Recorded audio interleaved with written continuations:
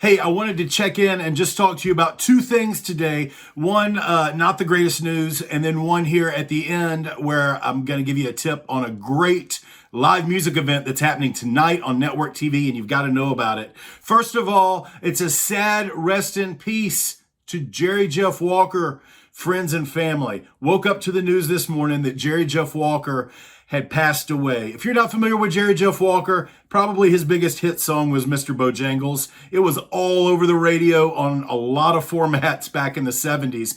But one of the most important things, we could say that he's most famous for Mr. Bojangles. He's probably most infamous for being such a big part of the Texas country movement.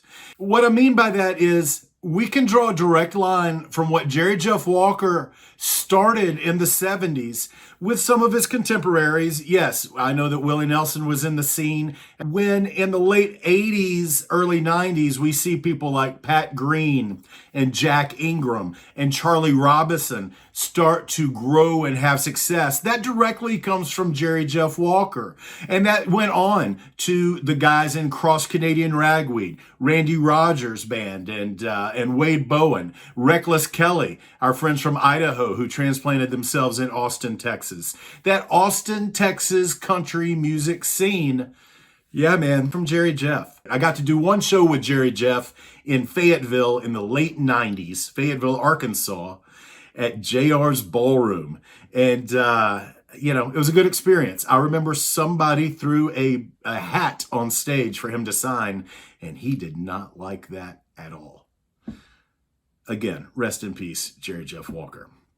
Tonight, please make sure that you tune in, if you can, to Saturday Night Live. Not only do they have Adele hosting, which is a pretty big deal because she's had some monster hits and some Grammy wins and all of that, but the musical guest is H.E.R, H.E.R, H.E.R. Not sure if it's supposed to stand for something or what. I probably need to do more research since I've been watching this performer for 2 years. She's been on, I think, the Grammys twice performing. She was on the Prince tribute back earlier this spring. She was on one of the COVID relief tributes that was on TV back remember when those were on TV in March and April, and now it's in October, and hey, how about more concerts for relief? But every time I see her perform, it's pretty amazing. It's really, really worth your time. And I hope you tune in to watch her on Saturday Night Live tonight.